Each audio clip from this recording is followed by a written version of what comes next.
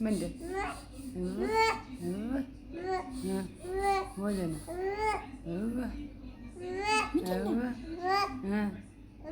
ከዛስ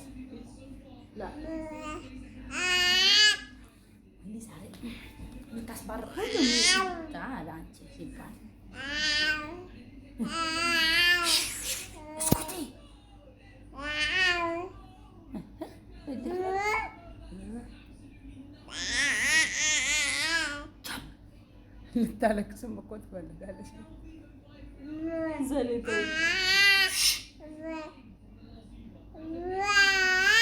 አያቴ ምንድን ነው የተጣሉ እኮ